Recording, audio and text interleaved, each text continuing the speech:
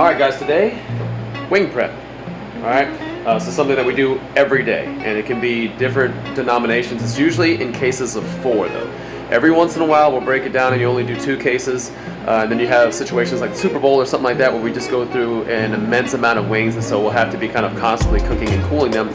But for today, this is kind of the default setting. So, you will need sheet pans. For every case of wings, it's going to be 3 full sheet pans lined with foil. Okay, so I already lined these. I've got these ready to go. So yeah, that's what we're looking for. So first things first, gloves, making sure that we operate safely and sanitarily. I'm pretty sure that's a word. So the big thing, anytime you're doing any kind of chicken prep, you've got to be really, really careful about your environment, what you touch, what you move, all that kind of stuff like that. Just assume that all of the chicken boxes have raw chicken goo all over them. So you always want to be really careful, making sure that you change your gloves in between, whether you like touch the boxes, touch the chicken, and then go do something else. Washing your hands, all that stuff. Like, just be really, really careful. I can't stress that enough. So we have this colander here. This is like a big drain pan that has holes in it. Allows us to rinse the chicken off. We have our sheet pans, and then over here we have our cases of chicken. So when you get the chicken out of the walk-in, make sure you check the boxes that it says wings.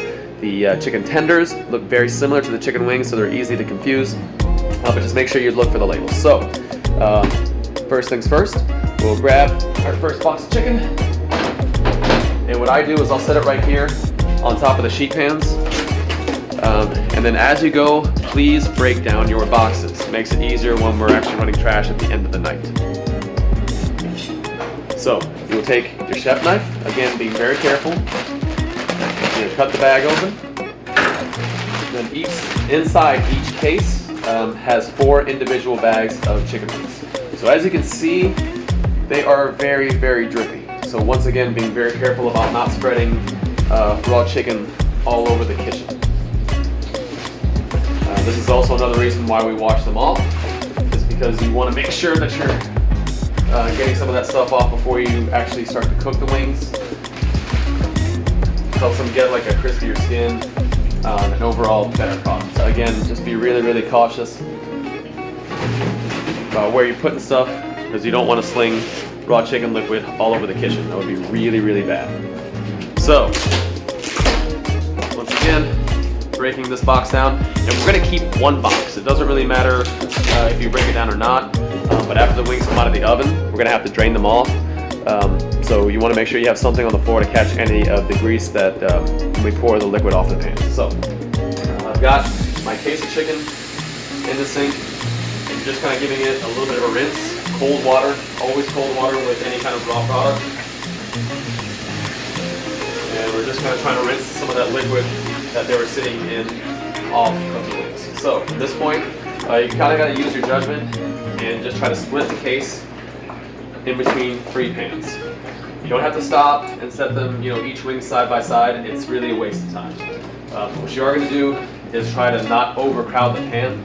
If you have the wings overlapping a little bit, it's not a huge deal, but you don't want them all bunched up together, because otherwise they won't cook properly. Like, the ones in the bottom will still be raw, and you really don't want that. So for this process, we're calling it par cooking, but actually we're cooking them all the way through, because for health code, they've got to be cooked to 165 degrees and then cooled properly to below 40 degrees throughout the whole process. And that's something that we'll review in other videos and things like that. But so as you can see, they're laid out here. You just kind of flatten them out with your hands and spread them out a little bit.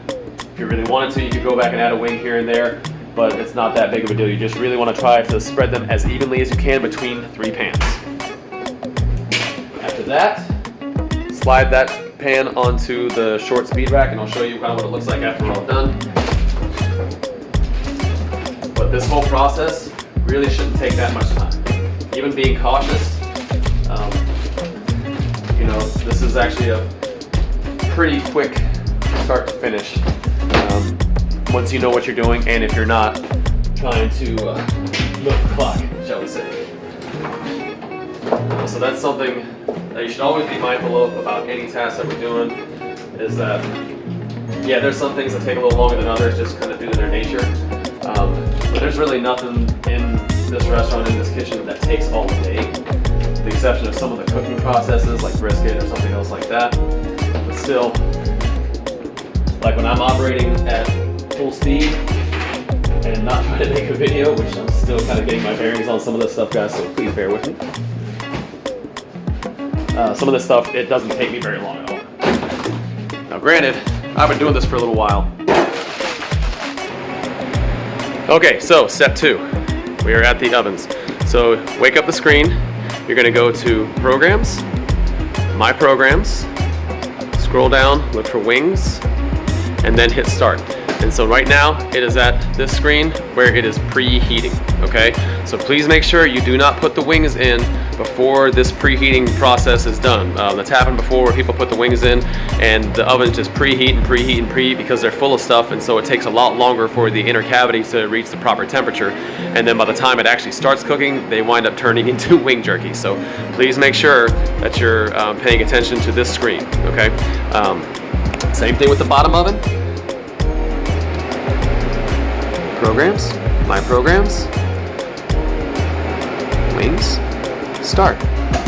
Okay. Okay, so the preheating process is now over. So you can see the ovens are beeping at you, lights flashing, kind of lets you know that it's ready to go ahead and put stuff in. And I don't know if you can tell at that screen, but the top left, it has like an animation of the oven, and it's got a little green arrow pointing in, which lets you know that they are ready to go ahead and put food or whatever it is that you're cooking inside. I don't know what we'd be cooking other than food, so I don't know why I said that. But anyway, so that's what that's going to look like, and that's the sound. So now, go ahead and crack the door. Okay, being very careful. Don't just open the door and let all that hot air out at you, because you can get burned. I've seen people get burned really badly by things like that. So at this point, go ahead and pull the speed rack over a little bit right next to the oven. I'm gonna grab that last pan that I had, and it doesn't really matter what order you put them in. If you want to start top to bottom, bottom to top, whatever. It's whatever makes you comfortable, but again, being careful when you're sliding the sheet pans in.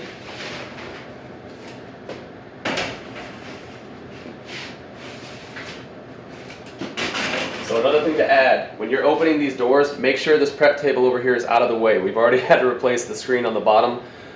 It's basically like getting a whole new cell phone. The thing was, I want to say, $500 or $600 just for the screen. So again, make sure that you have clearance to open that door so that you don't hit the corner of the door and crack the screen, because myself and Jimmy and the rest of the crew will be very unhappy if we have to buy a new screen just because someone wasn't paying attention. Accidents happen, but oftentimes accidents can be avoided.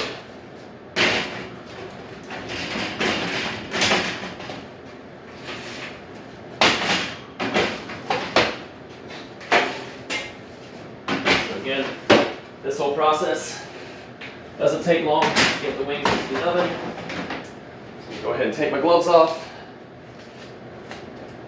close the door, and gently, don't slam the door shut and lock it, because again, there are mechanics and stuff like that. So now the screen starts telling you how much longer we have on the cooking process. So I'm going to see if I can't get you a closer look at that. So, end of cooking, and the estimated time is 17 minutes. Ready at 11:13 is just army time. And then end of cooking step. Again, it matches up with the end of cooking. And you have options if you modify. So let's say you needed to get this in the oven really fast. You could go to this, and that'll give you the option to be able to change the amount of time, the temperature. You can add some time, like let's say to compensate for something like if you had to skip the preheating process. You could add, I don't know, 2 or 3 minutes or something like that, depending on what it is you're cooking, and that'll make it to where it was almost the same as if you had allowed that preheating process to finish this up. So, all right, so that is getting them in the oven. So those are the first couple steps. Next, these are done. Show you how to get them out, drain them off, and then transfer them into the cooler to go ahead and cool properly, all right? All right, guys, so as you can see, the wings are done. Both Optimus and Megatron, which are the names of the ovens, are screaming at me right now to go ahead and get them out of here. So that's what we're gonna do. So once again, you're gonna crack the door and then just kind of let that steam escape a little bit before you open the door all the way. As you can see, there's a good bit that comes out. And the last thing that you want to do is blast yourself in the face with steam, get a really bad burn, because steam is really, really hot. I don't know if anybody knows this, but water starts to boil and become steam at 212 degrees. So just kind of think about that. So anyway, we'll go ahead and open the doors all the way. Once again, making sure that that prep table's out of the way. You know, nobody's standing over here or anything like that. And normally, we kind of let these breathe a little bit. It just makes it easier to handle the pans. But for today's purposes, I'm going to go ahead and get right to it. So, the next thing we got your bucket right here. And this is located by the actual back door in the main part of the kitchen. We should have several. If not, just ask somebody and we'll be able to find you one, because they do tend to disappear from time to time. But typically, we've got some ready to go. So the bucket, went ahead and put it in one of the boxes that I used that I did not break down from the chicken. Once again, you can break it down or not, just as long as you have something on the floor to kind of catch the grease as you pour it out. And then one of these grid pans. Now we have two of these black ones like this, and then we also have another larger cooling rack that's stainless steel. You can use that too. It doesn't really matter, but you need something to kind of hold the wings onto the pan as we're pouring this out, because as you'll see, you're going to have to tip the pan up pretty high, and if you don't have something holding the wings on there, then they'll fall off the pan. And if you don't tip it enough, it'll still have a lot of grease laying in the pan, and then it makes it really messy when we have to separate the wings later. It also just makes the wings really, really fatty, which will break down the grease in the fryers. It can also be dangerous because when that cold grease hits the hot oil in the fryer, it'll pop. And I've seen people get burned on the arms and face and stuff like that from that before. So I'm going to show you my method for this. Now I see people do it a couple of different ways. Me personally, I like to pride myself on efficiency, not to mention ease of use, because I like working hard, but if there is an easier way to do hard work and still get the quality result, nothing wrong with that. So we have these gloves. I just bought a new pair, but they should be hanging on a hook right behind where I'm filming, opposite of the ovens. If they're not there, just ask somebody. It usually just means that somebody kind of misplaced them, which that does happen from time to time, believe it or not, which is why it is really important to make sure that you put things back where you found them from. Can't tell you, that's one of my biggest pet peeves, is when people take stuff and then don't put it back where it's supposed to go. So what I do is kind of a two-pan method. So I'll take the first pan out, being very, very careful. As you can see, there's a lot of grease on there, so as you're pulling it out of the oven, don't tip it near yourself. You don't want to pour that stuff on you, okay?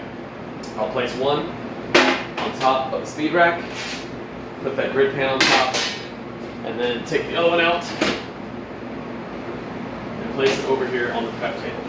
So at this point, carefully gripping these pans, and you're kind of pinching this grid pan on top of the sheet pan, and then carefully pouring this stuff into the bucket. You want to really tip it up as high as you can to get as much of that grease out as you can. And yeah, this process does take a little bit of time because there's really no way to rush it. But there are some things that you just can't go fast at. Like, it just, by nature, have to be done a little bit more meticulously, a little slower. So at that point, transfer that bad boy over to the next pan. I'll go ahead and put the sheet pan on one face of the rack. Kind of like when we went to the oven, it doesn't really matter if you start at the bottom or at the top. You know, it's kind of your preference. But before I'll drain that next pan, I'm pulling this one out. And I'm going to keep doing that order until I have all of them out of the oven, until they're all drained. When you get these, don't just tilt them full tilt. You kind of got to let them go a little bit, because otherwise the grease can pour out the sides, and then it kind of defeats the purpose of having this cardboard over here. While you're doing this, you might even say, I still, even with having these precautions, I might still spill some on the floor. Not a big deal. You just got to make sure that you clean it up, because you don't want somebody to slip on it, because that would not be good.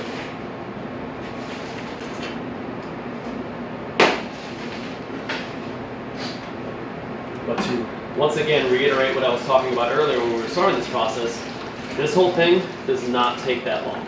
Okay? Yeah, we're taking time to drip the grease out of it and stuff, but start to finish, this should only take you about maybe 10 minutes or so.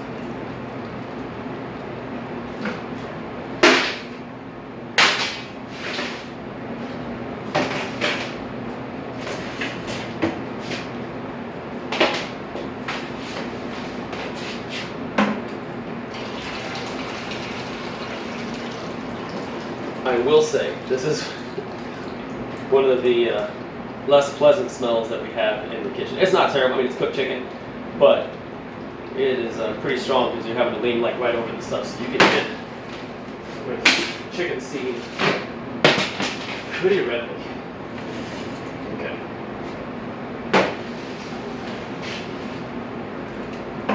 As you can see, we've already got one oven all the way out and drained for the most part. I don't know, that took maybe about 5 or 7 minutes, something along those lines.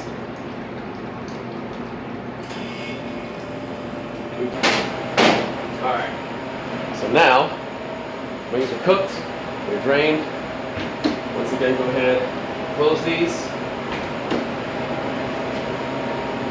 And then that is the wing process. So from here, we will let them sit out for about maybe 5 minutes. You set a timer on your phone.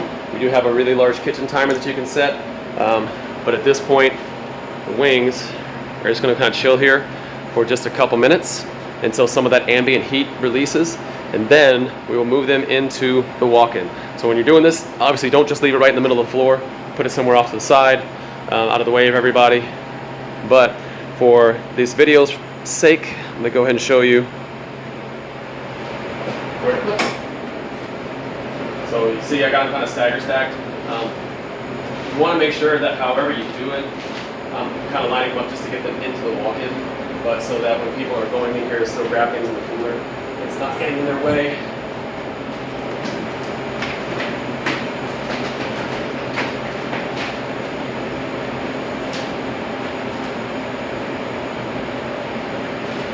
Alright, and that's wings, guys.